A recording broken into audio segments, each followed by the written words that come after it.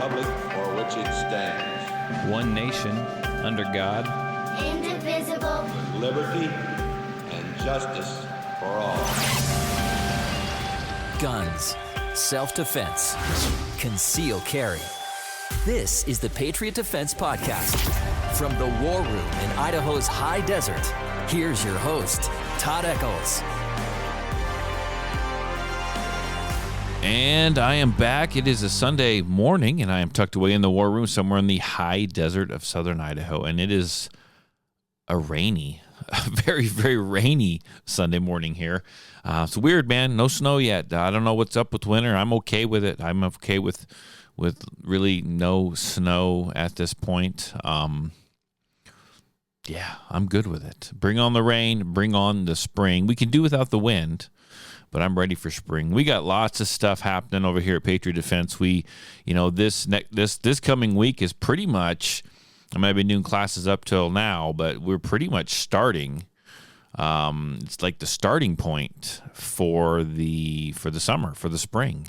It's when all my shooting academy classes start. I got one on Monday night, one on Wednesday night, one on Thursday night. And then they just start and they just keep going after that. So clear through till the end of November. So I'm kind of looking forward to that. New year, new ideas, new drills, just lots to learn, lots to go over, new goals. In the middle of doing the dreaded tax thing, and this is just kind of a small business thing, but doing the dreaded tax thing, getting that all prepared to send off to the accountant. And so far last year's looking pretty good. Every year I seem to, just do a little bit better and a little bit better, a little bit better. And I guess that's all I can really ask. So I do this.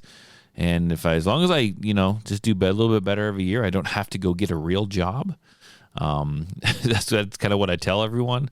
And it's kind of the truth. So fingers crossed, this next upcoming year is even better.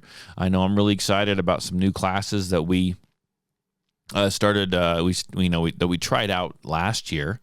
The defensive shotgun, the defensive rifle, defensive pistol, those kind of things. Those are kind of, this kind of took off. Hopefully, kind of took hold. I know people are asking about them.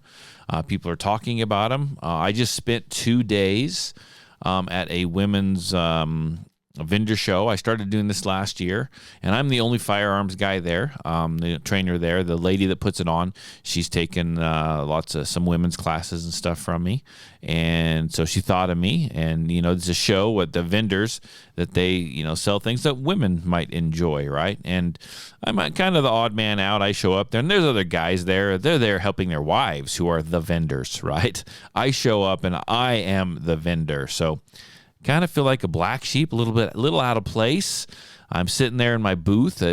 Everyone's all fancy, and they got the flowers, and they got the lights, and they got the canopies, and they got the foo-foo this and the foo-foo that. And I slap out down a couple tables, throw some business cards on the table, and I got a TV there that I play shooting videos on. And I'm, then it's just me. Unfold my chair, man. I'm set up in like 10 minutes. I'm ready to go and have everything loaded. And when it's over, I can have everything loaded, and I'm out of there in like 5. It's a whole ordeal for some of them. So I feel kind of out of place, and I'll be 100% honest with you. I always say I don't like sitting there. Well, just sitting there is kind of boring. But this year, actually, I got a chance to talk to a ton of people. And I really did enjoy it. Made a lot of really good contacts with a lot of people, and that brings me back to the classes that we did last year, the new classes that we kind of introduced. I had a lot of people stop by, and women actually, and they're asking about these classes. I saw that defensive shotgun one. It looked like you had a couple ladies in that class. Like, that looks fun. And so I feel good about that. I feel good that something that I started doing last year is going to take off this year, hopefully. We're going to offer those classes again, and we'll just kind of see where it goes. mostly just shook a lot of hands, met a lot of people, saw some old students, handed out a lot of business cards, planted a lot of seeds. We'll see if they take hold and if I hear back from a lot of people. But it's one place I can go and I can get in front of a bunch of women, which honestly, women are like 80% of my clientele right now. And so I'll go where the students are. I'll go where the potential students are. I got approached by a couple ladies that actually own their own little like retail store, right? And they want to put on something for their customers, and it's primarily they sell women's clothes, so that's their customer base. And they talk about how Twin Falls and where we live has changed, and how there's scary things you see at the Walmart, scary things you hear about a Winco, people posting on Facebook, and they wanted to offer up a class for their customers, whoever wants to attend, that talks about the options. What are the options for women out there? Is it pepper spray? Is it less than lethal? Is it guns? What are the options? Just kind of go over all that, all the considerations, how a person would go about buying a gun or getting information on a concealed carry permit, that type of stuff. So that was a pretty good connection. We just keep our fingers crossed and see if anything comes of that. And then another new class I'm really excited about. I've talked about it numerous times. One that actually tomorrow night, Monday night, those guys will be out here. Is that elite group, and so that's going to be a fun new class. I'm really excited for that. I get to do stuff outside of the box, get to push even further. You do more faster paced type stuff, and so I'm really, really looking forward to that. And what else? What else am I thinking here? I'm always adding to my list of firearms that I want to buy. And I know I was they giving a hard time, but about it. The Kel-Tec, I don't have the exact number in front of me. Kel-Tec has came out at SHOT Show with a new little gun. It actually it's a handgun. It takes stripper clips, but it's real thin and it's real light. It shoots 5.7. It's Kel-Tec, right? I'd have a Kel-Tec. I really like the Kel-Tec. That PMR 30, I have no problem packing it around out in the desert and shooting it. And I mean, it's been a great gun. And so people are like, oh, Kel-Tec, this one's going to be real affordable, real inexpensive, but it's a purpose-built gun, at least for me anyway. And I'm actually thinking that as much as I wanted to carry the CC9 when I go running, Kel-Tec is light. 5.7's not a bad round. I think it's going to hold like 20 rounds or something like that. It's pretty thin. It's going to be lightweight. Why? And it's not very much money. So why wouldn't I possibly spend the money on that and use that as the gun that I run with? I mean, it's all about weight. It's all about this. It's all about that. I mean, this gun fits the checks in the boxes, right? Fits the bill perfectly, as far as I'm concerned. So I'm kind of considering about picking that up and seeing how that goes. It's Kel-Tec, man. It's goofy. It's outside the box thinking. They're just odd, and I like them. They're just they kind of make some cool stuff. So I think I'll probably get my hands on it and give that thing a try. Like I said, it's all about purpose-built guns. And would I carry it on my person every single day? No, I got a larger gun for that. Something else, right? Something that I won't carry when I run, and I need something lightweight. So why wouldn't I use this? If this fits the bill, man, I don't need a mag change. I don't carry a mag change when I run anyway. I just carry one. And right now, it's funny because I actually carry a Kel-Tec as we speak. A little Kel-Tec PT380 that I carry right now. It only holds like 5 or 6 rounds. So why wouldn't I go with something that maybe holds 20, right? I don't know. Kel-Tec fits the build for me. They're cheap. They're inexpensive. It's kind of like a little throwaway gun. Like, I don't care if it gets beat up. I don't care if it gets, sweat on it. It just doesn't matter to me. I'll craft myself a cheap little holster out of some Kydex that I have, throw it in that pocket, and I'll be good to go. So I think that's kind of what I'm looking forward to when it comes to that. Also, I was doing some thinking here about a topic of conversation, something to chat about on the podcast today, and I want to talk about, responsibility. And I've talked about this before, but it's just something that keeps popping up, and it's super interesting. When I was at this vendor show, right, it's kind of fun because you have a lot of ladies and women that are there. Obviously, it's the show's for them, and they'll bring their boyfriends or their husbands or whatever. And so there was a handful of guys milling around there, and it's kind of funny to watch because I'm like the only booth like they might be interested in, and I'm not there to talk to them, honestly. I'm there to talk to the women. I'm really not there to talk to the guys. I really don't care about the guys. I mean, they could stop by and say hi, that's fine, but almost every guy, not every guy, but a good portion of them, right, they would see me, they would watch the videos, and the videos I have playing they aren't of men, right? It's of all my women's groups, right? And when I post a video, I don't just get the most perfect video. They're doing everything exactly perfect. The draw is smooth. They're hitting what they're shooting at. Everything looks really good. I don't. I post everything because I'm open to doing what? I'm open to teaching every type, every level of shooter. Are you brand new? You don't know anything? Fine, I'll teach you. Do you have more experience? Fine, I'll teach you too. Come on, there's a place here for literally everyone. And I see them, these guys, they stand back, they kind of look at me, and they're watching the TV, and they're watching the videos play, and they're just kind of like shaking their heads. And I'm like, you know what? This show's not even for you. Just go hang out with your wife or go sit in the car, right? Because then after they watch that video, they come up to me, they walk up to me, and they approach the table, and they act like they just act like jerk offs. Like they're just acting like assholes. Like they got to come up to me, right? I'm not even there to talk to them. They have to come up to me and act like, try to prove like how much better they are to me. Like they're trying to get a feel for me, and they got to tell me what they've done and the places they've gone and trained. And I don't give a shit. I don't care about you. I'm not there for you. I don't want to talk to you. I want to talk to the ladies. The ladies, the women are the ones that I care about. They are the ones that are there. I don't care about the stupid husbands that got drugged there and they'd rather be home watching football or whatever it is they're doing. I don't care about you. Don't come up and try to downplay me. Don't come up and try to tell me how much better you are. I don't really care at all. In fact, I just kept kind of like pushing these people away a little bit. Like, I mean, these guys would come up and I'm like, yeah, yep. Did you notice all my flyers here? They're talking about women's courses, women's shooting classes. Are you going to sign up for one of these? But I mean, because if you tell me you're a woman, I guess you can sign up. But that's all I have here on the table is stuff for women. I don't have anything here for men. Nothing. The videos are all women. Like, go away. I don't need you here. Why don't you go next door and tell the lady that makes the barbecue sauce and the really tasty barbecue sauce and really tasty hot mustard that you know better than she does, that you make better stuff than she does, go do that. I don't care. I don't want you here.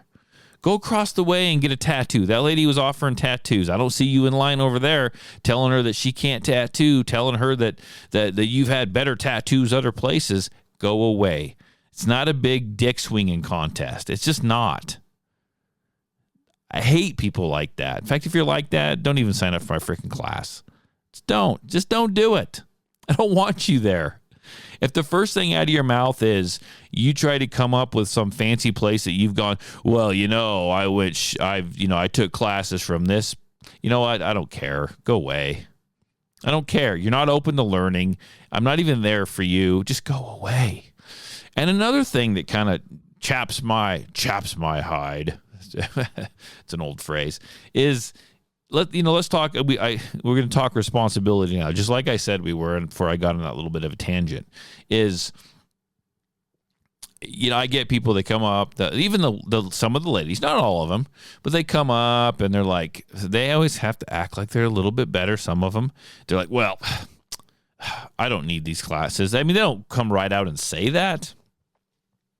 I did have one lady, she was there with some of her friends, and she comes up, and she's asking questions, kind of looking, and her friend comes up and goes, well, she kind of said low where I couldn't hear. She's like, well, you don't really need any of these classes because you don't have to have a permit to carry in Idaho.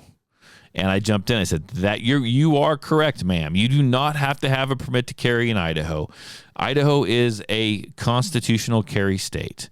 And I love that for the fact that it's our constitutional right, our God-given right, whatever you believe in, to carry a firearm, because it is.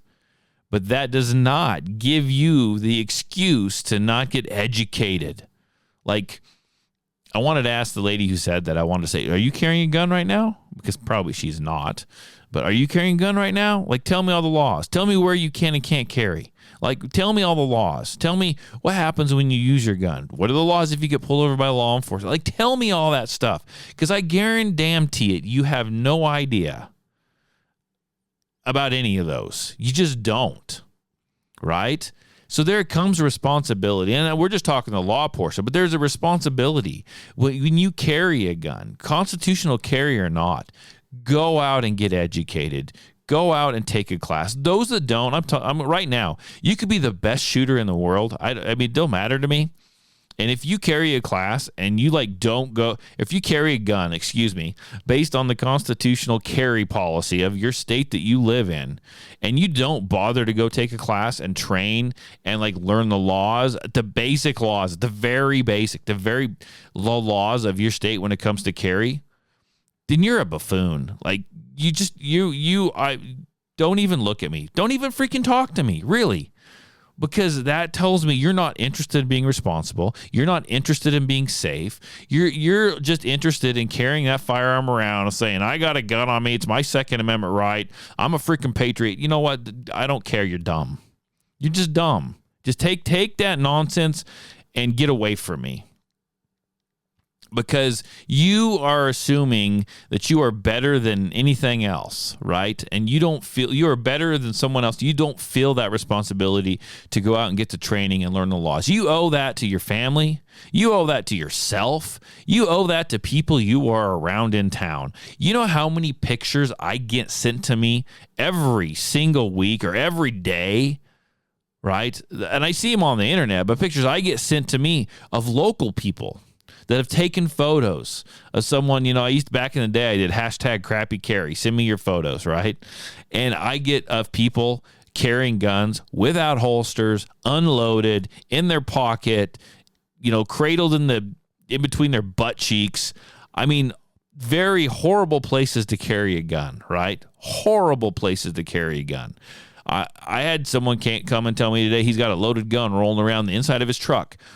That's not in a holster. He just leaves it in there for his truck gun. It's fine. Good God, man.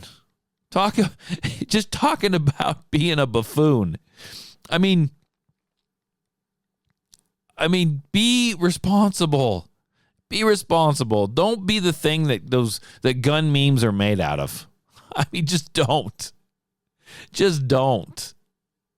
Be a better person. Be a responsible carrier. I get so sick. And you can tell, the women that come up say, well, you don't need a permit to carry in this state. And some of them actually will ask me that. Do I have to have a permit to carry in the state? And they actually have questions, right? But then some of them approach, and no, I'm fine with that. Some of them approach me and they're telling me, well, you don't have to have a permit to carry in Idaho. We're free here. Yeah, you're free to be an idiot, and I guess that's what you chose to do. You don't have to have a permit. I don't really care if you go get the piece of paper. Take a class. And here's it's not even from a monetary value for me. It is a business. I'd love to take your money, right? But take it from somebody. Go take a class from someone. And if I hear one more person say, well, my dad was a law enforcement officer for many years, and he's been dead for 30, but for many years he was a law enforcement officer. I know guns, and you don't need a permit in Idaho. So I'm good. I can protect myself. And well, when's the last time you shot, man? Well, back in 1957. No, that doesn't mean crap. Why do you think you're better than anyone else? So asinine, so ignorant. It riles me up. Go out. Be freaking responsible. Use a proper holster. Get some training. Learn the laws. At the very least, learn the laws. And learn how to carry your gun safely. That's... I can't even... I'm getting all hyped up, man. It's probably because I'm drinking my coffee a little late this morning because we didn't have any in the house, so I got to have it. And anyhow, I got it a little late. It's flowing through my veins right now. A little, jacked up on caffeine a little bit. But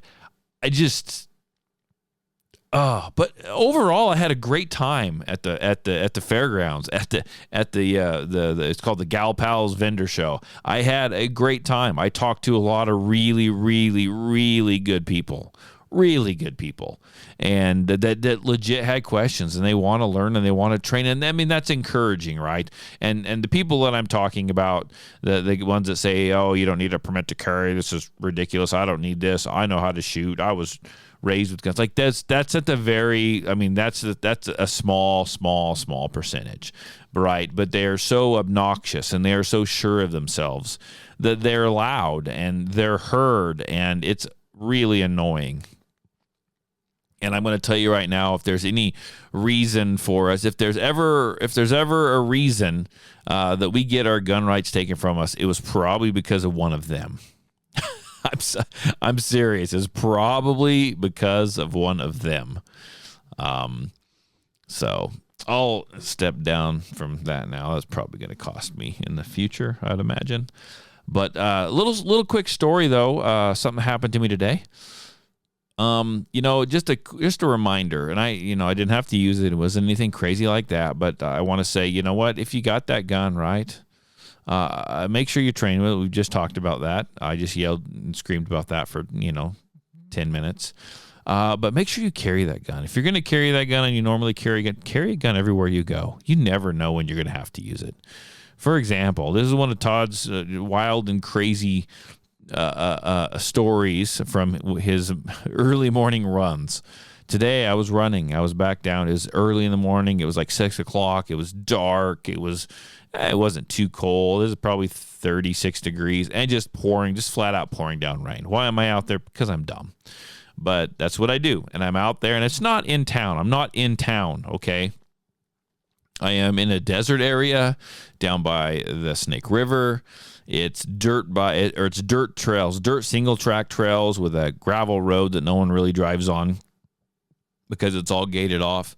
And there's a whole network of trails. There's a ton of trails. I don't know how many miles of trails there are down, but there's a bunch, right? There's no lights down there. There's no street lights. There's no power. There's like literally nothing down there. Just sagebrush and coyotes and deer, and that's it, man. It's not you can get around on foot. You can get around on a bike, right? If you have anything wider than a bike, it's hard to get it around down there unless you stay on the main roads. Well, I pulled down there this morning, and there was a old beat up car in the parking lot. This is how all my stories start down there. No one was in the car. I didn't walk over and look, but I could see my headlights, my headlamp. I opened the gate. I closed it, locked the gate behind me. I have access in there, and I was driving that road. I drove that road all the way in there. And I noticed as I'm driving the road, it's raining, it's wet, and I'm looking, and there's you can see tire tracks. There's occasionally people that do access down in there, and that's fine. Because they work and do some different things down there. But I'm noticing you can always see bike tire prints because people ride mountain bikes down there. But I'm noticing there's these two thin trails or tracks, because it's kind of muddy down there now, that parallel each other. And I'm like, that looks like I've seen people push a baby stroller down there before, just out for a walk. I've seen people have kids in a wagon before, those wagons that they put kids in, out of a family stroll. Maybe the dad's riding the bike and the mom's pulling the wagon. I've seen that. So it didn't jump out at me as weird, really. But I just kind of stuff you notice when you're driving it. Drove down in there, Parked my car where I usually park it. I got out. I jumped up on the trail, and it's pouring down rain. I didn't have my dogs with me or anything today. I did have my little Kel-Tec. That's the big bad word right now. I did have my little Kel-Tec handgun with me, just in case. Always have it. And I went and I ran the trail. And I was like, man, these trails are kind of muddy. Like, the mountain bikers are going to kill me if they know I'm out here because, anyhow, you make ruts with your feet. It's not a good thing. So I was like, I'll just take the road back. And so I was on the road, and I'm cruising along this road, running, keeping a decent pace. And I get about halfway down this road, and all of a sudden I see a headlamp. Now, when someone else is down there, and I knew that there was possibly somebody else down there somewhere because of the car, right? I always kind of like take note. There might be someone else down here. I didn't see any lights when I was driving in, so I thought, maybe someone's car broke down and they just left it here. Or they're sleeping in it. That happens too. But I see on the road, I see this little tiny headlamp. Now, my headlamp is massive. It puts off, like, I don't know how many lumens. Like, you could land a plane with the thing. Like, it's pretty powerful. And that's what I like, because I like to be able to see. And I saw this little tiny, tiny pinpoint of a headlamp on the road. And I'm like, oh, there must be someone. I'll get out of the way. Maybe it's another runner. I don't know, occasionally. No one's down there in the dark usually, but occasionally there will be. And I come up, and I'm kind of coming past this tree, and I realize it's a person, and I can't really see him. I couldn't see their face. I'm assuming it was an old man. And I'll tell you why I assumed that. Just kind of because I heard his voice, right? And this guy was talking to himself. He was having an out loud conversation with himself. Like, there was nobody else there. And he was pulling a wagon. Okay. He was pulling a wagon from the direction of where my vehicle was parked, because I was actually had run all the way to the other end. I'm heading back, and I'm like, what is happening here? And I don't like talk to anyone down there. I just kind of keep to myself, you know.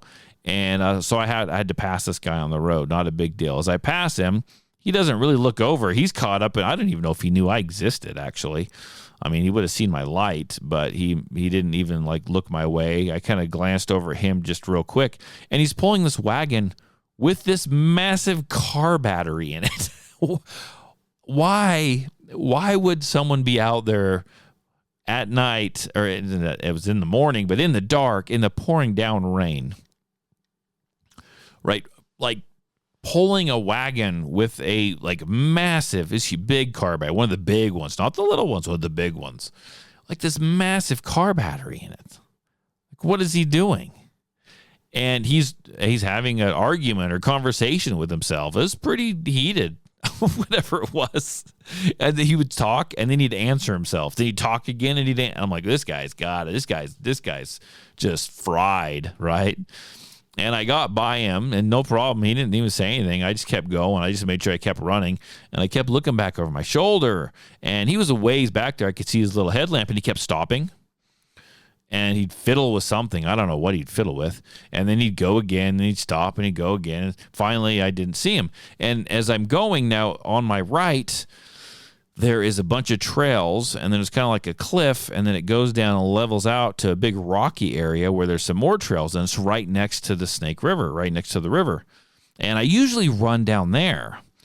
But it's a lot of twists and turns, and sometimes if there is some other runners or someone down there, when you come around the corner, it's like, boom, like there they are, like you startle each other, right? That happens. But yeah, no one's really going to be out there running when I'm out there.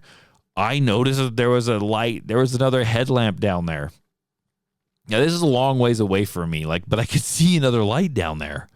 And I kind of stopped, and I kind of turned my head. Now, I got this massive headlamp on there. And the headlamp, like, I can't see anybody. It's too far away. But I see the light. I see the light swing my way, like they saw me, and then it clicked off. Like, why would someone shut their headlamp off? Like, they're going to, it's really rocky down there, and there's, cliff. There's, drop off to the river. And I was like, that doesn't make any sense. So I just turned around. I kind of shut my headphones off so I can kind of, listen to my surroundings a little bit better. And I headed back to my car. And I expected, honestly, to get to my vehicle and find that someone had ripped the freaking hood open and taken my battery. I was like, I wonder if that's it was way too big, but part of my brain's going, I wonder if that's my car battery in that guy's wagon, because there's nothing down there. There's nothing to go to. There's nothing, just a bunch of dirt trails, a creek, a rock creek is the name of the creek that dumps into the Snake River. I mean, there's literally nothing down there. There's nothing. And so when I got close to my car, I actually slowed down and kind of stopped, and I took the gloves. I have some gloves I wear on my hands. Pulled the gloves off, shoved them in my pocket, reached in, actually got my little gun and took it out of the holster, kind of held it in my hands, and kind of wished I had my dog with me this morning, but those sorry suckers were in their dog houses and would not come out because of the rain, but kind of wish I had my dogs with me this morning. But I approached my car, I gave it a wide berth, kind of like looking, had the gun in my hand in case I needed it, right? And there was nothing, and I just immediately, as soon as I noticed it was clear, I ran over and unlocked the car, got in it and locked the doors, and I didn't see anything else after that while I was down there. And I sat there for a little while. I was like, I don't want to pass that dude on the road pulling his freaking wagon, because at one point I have to stop and open a gate, and I don't need to be like opening the gate when he's like trying to get through. I don't want to deal with this guy like at all. Now, he hadn't done anything wrong. It was just weird. And then I knew that there was possibly, I saw another headlamp. Well, I know I saw another headlamp. There was someone else down there somewhere, and I didn't know where this guy was. So I waited for about 20 minutes, and with my car running, brights on, you name it. And then I kind of eased out of there. I didn't see anyone else on the drive out, except for when I did get to the gate. I had to stop and get out and open the gate. Now, that car that was sitting there, it was some kind of weird colored, I think I took a picture of it, actually. Weird color Subaru Outback, I think, sitting there. And the wagon was there. The wagon was sitting next to the vehicle. The hood of the vehicle was up. Now, my headlights were shining right on this thing. I mean, when I had to park to open the gate, pull through, put it in park, get out, shut and lock the gate again. And there was no one there. The hood was up. The wagon was there. I couldn't see if there was a battery in it, but like nobody was there. I have no idea. And there was only one vehicle in the parking lot when I originally showed up. I don't know what was going on. I don't know where that person was at, but it was weird. I can tell you that much. And then part of my brain wants to just say, oh, everything's okay. He was having some car issues, and he had to like change out his battery. That makes zero sense. Why would he take the battery out of his car? Or I don't even know if he did that. Why would he be coming back from the road in there about where I saw the guy? He was pretty far back. He was probably 2 miles from his vehicle. In the desert, in the sagebrush, on a gravel road, and there's literally nothing back there. There's no stores, there's no houses, there is nothing back there. So, yeah, I don't know. I have no idea. I don't know. The point of the story was, Carrie, be prepared. Be prepared in case you have to. You never know. My biggest worry this morning when I left was, oh, freak, it's raining and it's muddy and this is going to be miserable, but I got to go anyway. And I was not expecting to see anyone out there. I've been out there on a lot nicer mornings in the dark with no rain and no wind and not seen a soul. But today, some old man pulling a battery in a wagon, I have freaking no idea. I have no clue what was happening, but there you go. There's the podcast for the day. Some thoughts, some rants, some classes that I'm excited about, and then my little story to finish it off. If you enjoyed the podcast, and you listen to it, I do appreciate that. Share it with your family, share it with your friends. Help it grow. If you got any questions, you got any comments, you can get a hold of me. Call me or text me. Area code 620-794-6223. That's area code 620-794-6223. You guys have a great week, and I will see you next Sunday. Bye.